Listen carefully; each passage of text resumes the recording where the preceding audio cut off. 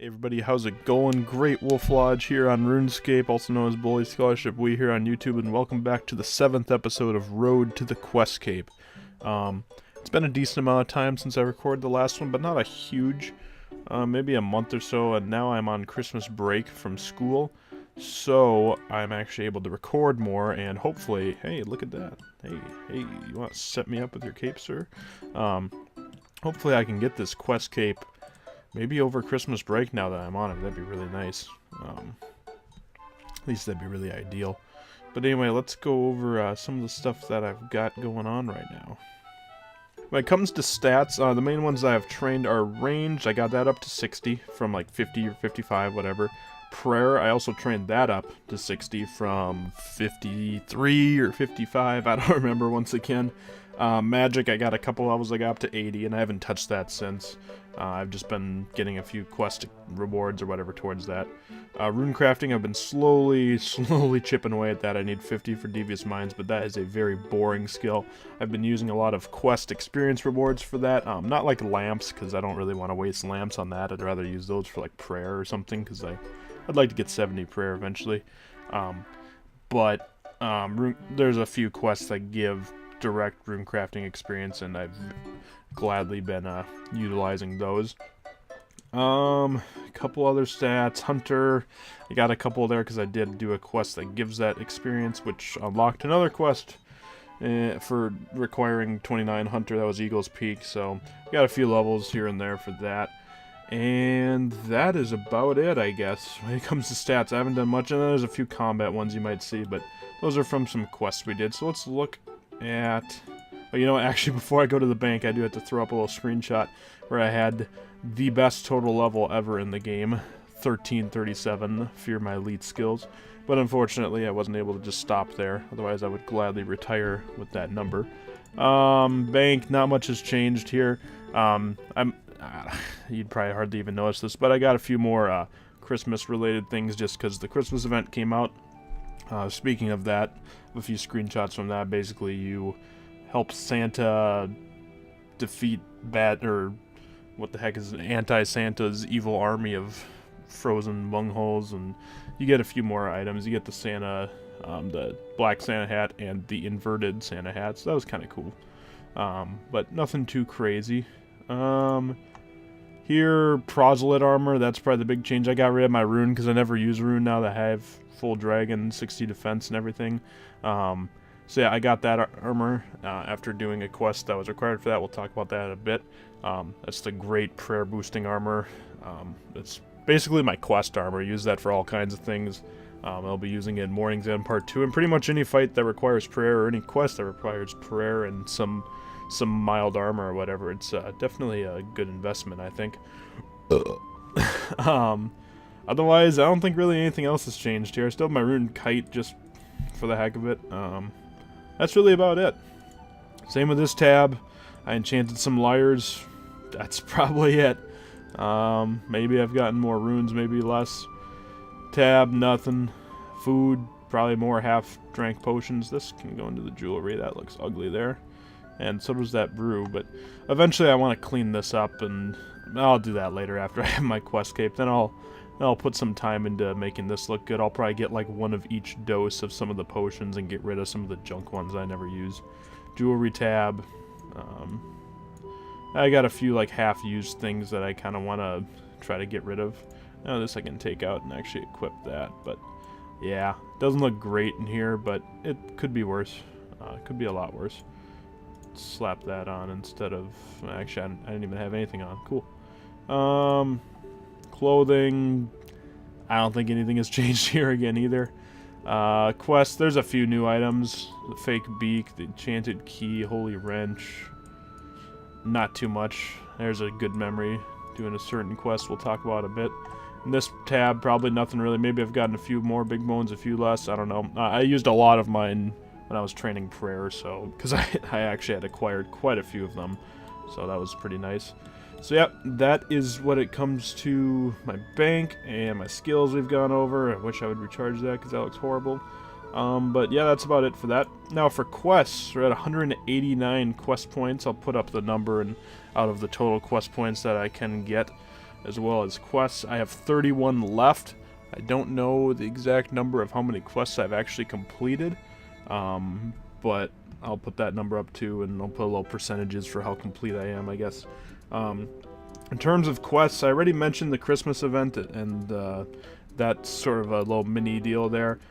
Before I did any quests, I also did the Abyss mini quest, which basically you go and talk to the monk of, monk of Zamorak, or no, the mage of Zamorak, and he has you run around and go to a few different runecrafting, or the rune essence mines, I should say, and then eventually he gives you access to the Abyss, which is basically how I was training runecrafting when I was training it, because it's so much faster than running back and forth between the altars. First quest that I did was Watchtower. Basically, you help these wizards sort of reinforce their shield because some ogres stole some crap, and it's a long quest. Oh my gosh, I forgot how much running back and forth there is in that quest. It's kind of annoying, because you really have to run back and forth, go through the ogre city a million times and whatever, but got that quest taken care of. Next was the Eyes of Glofrey. I don't know how you pronounce that name. But you do this fun little puzzle, which is actually kind of cool, a number-based puzzle with shapes and stuff, and you find out that those little cute creatures in the gnome stronghold are actually spying, and you go and kill them all, and it's a quick quest, but really fun. I really like the gnome quests. Those are probably my favorite out of all the quest lines, because I always loved the Grand Tree. Even back in the day, just the idea of the Grand Tree was just so cool to me for some reason, and I guess probably because the ability to wield the dragon scimitar was always my thing that I always wanted to be able to do when I was a free player. I was like, oh man, dragon scimitar, that seems cool as heck. That's how you had to do Monkey Madness, but then to do Monkey Madness, you had to do the Grand Tree. And that quest I remember was pretty fun because you fight the demon at the end. And I actually biffed it when I did it this time.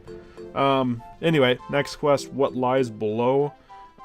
Pretty quick quest. You just find out that there's you do some kind of inside work for that guy Rat Burgessus, who's south of Varrock, and you sniff out this guy who's kind of an inside man who's living in Varrock Castle, that wizard there, who's wearing the Dagon High robes or whatever.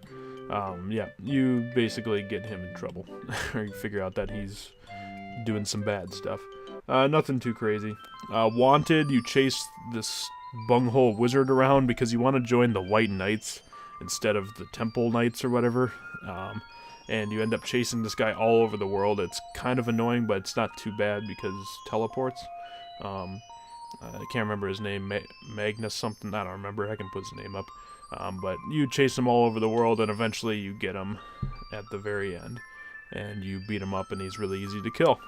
You catch him in the Rune Essence mines, actually. Next quest, Slug Menace. That one is kind of the continuation from Wanted, where you go east of Ardoyne to Witch Haven, which is sort of that little fishing city, only it's really messed up and really creepy, because like the slugs that they fish like bite people, or they like possess them. So the whole town's like getting possessed by these slugs, and the prequel to that was Sea Slug, I believe it was called. Let's see here, yeah. That's the one where you go out on the fishing docks or whatever. And, yeah, so it's a continuation of that. You meet, like, the boss, Mother Malum, which is this creepy, huge slug who, like, possessed this girl. It's really gross. So, yeah, I did that one. The next one was In Search of the Murek. Murek? I don't know. There's, like, this group of people who I believe are trying to hunt down or take down the vampires. But they need some weapons and stuff, and you accidentally lure a vampire to them, and he kills 2 of them, but you find out their location, and then the next quest, which I'm going to probably be doing tonight, or pretty soon, is in aid of the Murek. That's, at least it's on my to-do list in the near future, just because I want to get that one done with. But yeah, that's a continuation of that. After that, I did Rumdio, which you basically go to this place called Brain Death Island, I believe it's called, after getting whacked in the head by Pirate Pete, and you help this guy make rum because there's all these zombie pirate protesters that want rum. So you do that. Pretty quick quest. After that, I did Making History, which is a kind of a fun one. It's pretty short. I know there's a sequel called Meeting History in the live game, or main game, I should say. But you help this guy discover the history of this house that he's, I don't know if he's really living in, but he's chilling in, I guess would be a better way to put it. But yeah, you go there and you run around, go to a few different places and find out stories about what happened at that house in order to get the king to not build his like alchemist lab there or something instead of just the shack that it is. So then you help the guy turn it into a museum. So that's pretty cool. Eagle's Peak, that's the quest I was talking about where I needed 29 hunter for, and then I got some experience from doing the quest or whatever, so I have 30 hunter. So yeah, Eagle's Peak, basically you talk to this guy at the zoo and his buddy who was catching some ferrets. I think a ferret escaped or something. And he gets trapped by this eagle, and you have to create that stupid disguise that I showed in the bank here. So yeah, here's the beak. I threw away the cape because I never would wear the cape, but the beak was kind of funny looking, so I kept that. And basically you had to sneak him out of the eagle's nest, and then catch a ferret, and then bring it back to the zoo. Pretty quick quest. Cabin Fever was the next one that I took care of. Pretty easy quest. Basically you sail on a ship, and you fight some pirates, and you get to Mos Le Harmless or whatever, the pirate island, and that's, I think that's where you can start the Great Brain Robbery. That's the next one. But yep, Cabin Fever is a pretty quick quest. You just do some pirate stuff, and it's pretty fun. After that was kind of the mega quest. That's kind of what I've been wanting to do for these last few episodes. I have 3 more after this I'm planning, because there are 31 quests remaining, so 10 an episode plus 1 in one of them, or that's sort of what I'm planning. So at the end of each one of these, I want to do one big mega quest, because I have a lot of screenshots from this quest. This is my favorite quest in the game. I would have saved it for last, but it's actually a requirement for part of Recipe for Disaster, unfortunately. So I thought, well, I might as well get it over with, and my friend wanted to do it, and so he's actually the one who I did it with the first time on the other game, and we did that a long time ago. And it was a lot harder when we did it because we sucked back then, and we were like level 40. We had no prayer, and we had no idea what we were doing. So that quest kind of took us all day when we did that, but we did it last night, and it probably took, maybe an hour and a half for me, probably at the most. Hour and a half with some preparations and, just banking and stuff. Because you gotta go to the bank a lot, because you go to the island, do some stuff, leave. Go to the island, do some stuff, leave. But it's a great quest. One of my favorites. Really, really fun. You help the gnomes kind of like establish peace with the monkeys, but there's like some backstory to it. I recorded the whole quest. I kind of want to make a whole quest video. I've recorded a few other ones that I'd like to make just a full video of, just kind of me explaining the story, what's going on, and show the whole quest. So I don't want to explain that much in there, but basically it's my favorite quest because I have a lot of good memories doing it. A lot of laughs, a lot of dying when we did it the first time. This time neither of us died. We just got punched by a bunch of monkeys in the prison cell quite a few times, and it was fun.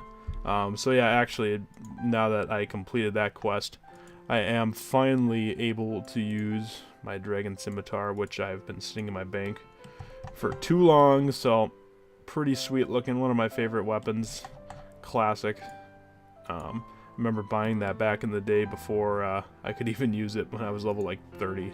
I had like 150k and some guys selling it. I was like, yeah, I'm gonna buy this from him because I'm cool, but I couldn't use it. So yeah, Monkey Madness, favorite quest of all time. Eventually in the future when I have time, I will release a quest video of it, if that goes well. As well as a few other quest videos that I've recorded, such as Underground Pass. I think I did the Grand Tree and maybe Legends quest. Not sure which all ones I did, but some of my favorites. And Desert Treasure, that's the other one. But yeah. So really that's about it. 31 quests left. Once again, I'll put up the numbers and the percentages I've completed. The big quests really that I have left, Lunar Diplomacy is a pretty big one. I want to do that at some point because that actually gives runecrafting experience, so that'll happen soon enough. But really big ones, obviously Morning's Ends Part 2. That is going to be the last quest I'm going to do. That's the plan, at least, because that's a fun one. It's a long quest, and I kind of am weird when it comes to long quests. I like them. I like the hard quests that are challenging and have crazy puzzles. So, yeah, that's a good one. Lunar Diplomacy. The Friend McIsles. That's a pretty long quest. I don't know if it's that challenging. And then, of course, Recipe for Disaster. That'll be one of the... That might be the finale quest for... Maybe for this next episode or the one after. We'll see. But anyway, guys, that's really all I've got for you. So I'll see you next time on Road to the Questcape. Thanks for watching.